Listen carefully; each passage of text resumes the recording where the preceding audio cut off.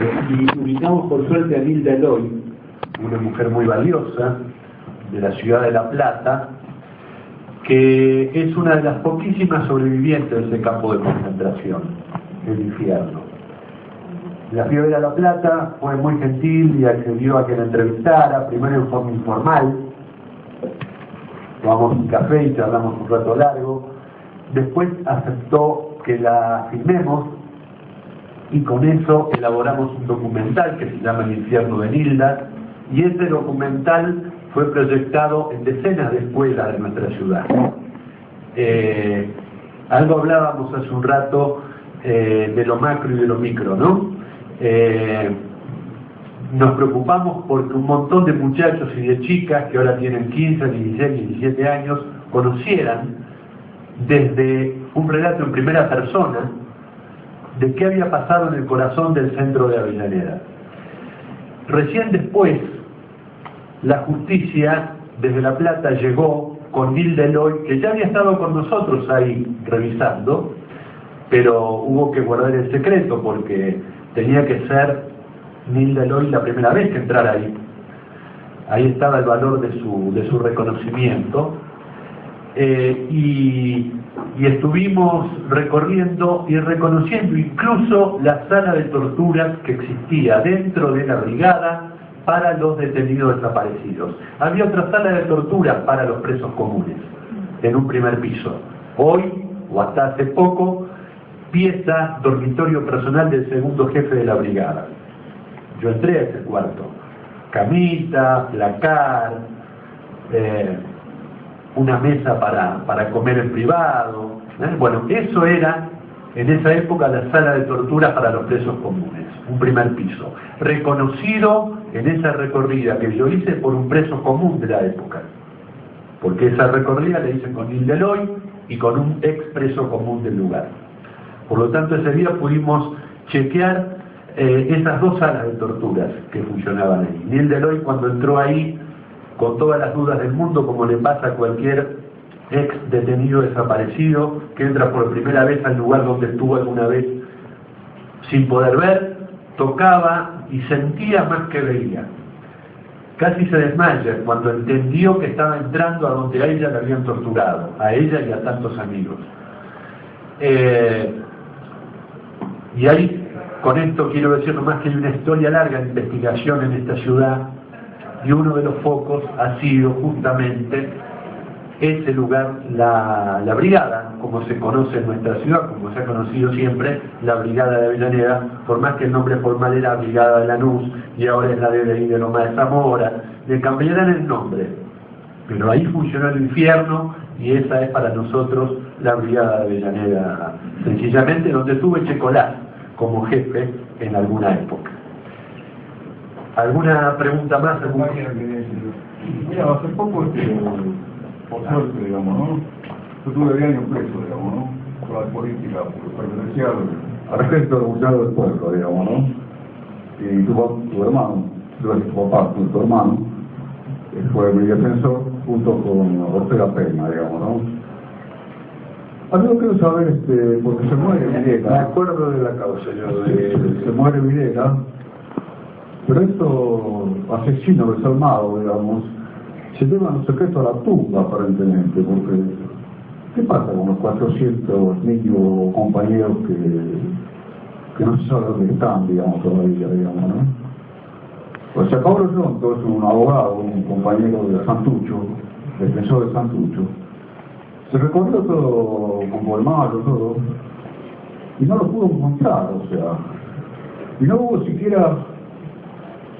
Pues ninguno se quebró, digamos, de la dirigencia de los militares, digamos, ¿no? Para decir dónde está el cuerpo de él, cuando durante mucho tiempo, durante el tiempo de la dictadura, ellos integraron lo que se llamó el Museo de la Subversión, digamos, ¿no? Y lo mostraban, digamos, a Santucho como un trofeo, digamos, ¿no? Que ahora nadie se recuerda, nadie... Hasta ni el propio que está vivo todavía, que era jefe del Campo de Mayo, digamos, ¿no? En general no me acuerdo cómo se llama. Bueno, ¿y qué pasa? ¿Cómo se resuelve ese problema? No sabemos si va a tener solución. Lo que sí se han hecho todos los intentos. Otra, a medida que estamos hablando, sigo recordando cosas. La Comisión Nacional por la Identidad, la CONADI, también es una creación de Eduardo, del que era el presidente. La vicepresidenta es Claudia Carlotto, la hija de Estela. La CONADI ha hecho todos los esfuerzos posibles por la localización de todos los bebés nacidos en cautiverio y de otros que fueron apropiados porque eran chicos que estaban con sus madres en el momento del secuestro. Acá no hay muchas posibilidades de búsqueda por parte nuestra. Acá lo que puede haber es generar la duda en los jóvenes que pueden ser los posibles apropiados. No hay mucho más para que podamos hacer. Desde el punto de vista de la confrontación, sí, hay un déficit muy grande. El banco de datos genéticos del Hospital Durán tiene muy pocos datos de familias. Hay solamente alrededor de 270 familias que han dado sangre para que figuren ahí. En el otro programa que lleva adelante el EAF, el equipo de antropología forense, tiene 2.700 datos de familias. Yo creo que una de las posibilidades es, porque hay restos que no se han identificado todavía. El EAF tiene 670, me dice Carlos, restos que no se han identificado. Solo de Avellaneda 200. Sí. Bueno, acá en Avellaneda con las fosas comunes que han habido hubo, no se me dio, hubo muchos y muchos que se pudieron identificar. Acá hubo compañeros muy cercanos, el caso de el Negro Arroyo, El de farmacia. Jorge y Pascual, Marta Taguada, sí, que fueron identificados a partir del encuentro de las fosas comunes en los cementerios de la calle. Sí, muchos. Entonces yo digo, generar la duda en esos jóvenes que pueden ser a lo mejor víctimas, generar la posibilidad de que se acerquen más familias a entregar sus ADN para poder confrontarlo con esos cuerpos que hay, que es distinto, son dos cosas distintas, pero que bueno, van dentro de la misma preocupación. Y después no nos queda mucho más a nosotros para hacer, porque nosotros no podemos utilizar los métodos de ellos que se hubieran merecido, pero nosotros no somos así de ir a torturar ni a Videla, ni a Rivero, ni a ninguno para que ellos digan cómo lo explican. Ellos, incluso a una periodista francesa que lo filmó, a Suárez Mason o Díaz Besone, donde explican que bueno, que el método era torturarlos rápido para que no se levantaran las casas, y entonces a través de la tortura tener la información necesaria para poder, bueno, nosotros no tenemos un método coercitivo para poder lograr esa información. Y los archivos y todos los datos que pudieron haber, muchos se han perdido, se han destruido, y algunos puede ser que quede, que los tengan ellos. En un allanamiento hace poco, hace 2-3 meses atrás, en la casa, no sé, de un general, sí, pero no me acuerdo el nombre, se encontraron algunos datos porque era tanta la impunidad con la que se manejaban que se habían llevado los datos de su casa y aún hoy los mantenían. Y ahí se encontraron algunos datos. Solamente situaciones como esas son las que nos pueden dar alguna información. Los literatos de Tucumán, ¿no? Están literatos de Traca, hace un par de años. Bueno, aparte nosotros tenemos la suerte de poder entrar en todos los estamentos del Estado. El decreto que elaboró Eduardo, que firmó Néstor, autoriza al Archivo Nacional de la Memoria a poder acceder a toda la documentación del Estado en cualquiera de sus variantes.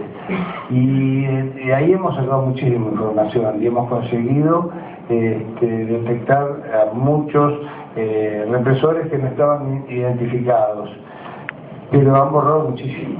Algunas cosas todavía conseguimos porque hay cosas que la impunidad hizo que dejaran, por ejemplo, lo que eran los libros de entrada en los cuarteles, que no ponían los nombres, pero ponían movimientos, había entrado un coche a las 4 de la mañana, con gente, haciendo un rompecabezas bastante complicado, se va armando una información, sobre todo siguiéndole el rastro a algunos de los represores más identificados, saber que estuvo en tal cuartel o en tal ciudad, en tal provincia, se empieza a seguir cómo fue la represión en esos lugares y se empieza a poder armar un rompecabezas que da en algunos casos resultado.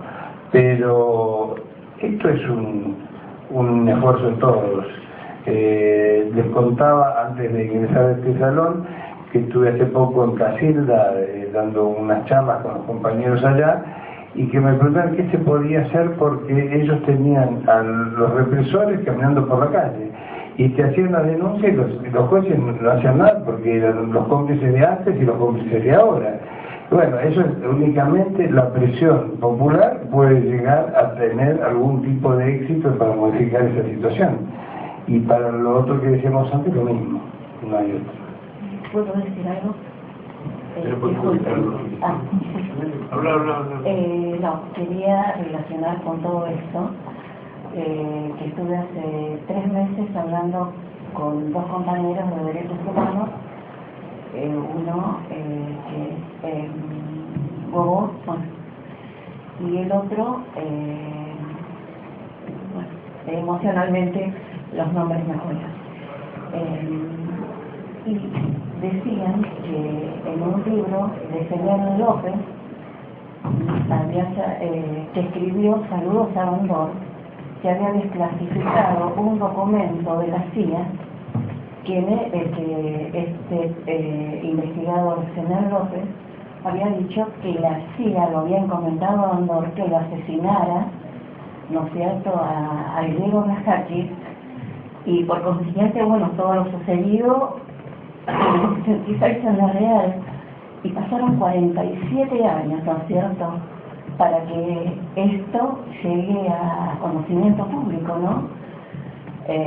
Y bueno, es un poco la respuesta a todo lo que estamos preguntando, porque uno, bueno, el hecho de saber de compañeros, de saber de sus hijos y todo, ¿no? Pero bueno, que la espera no es fácil. Pero bueno, la misma historia... ya acabamos, disculpen, el otro nombre del compañero también vamos. Se han hecho, no, son 2 compañeros nuestros.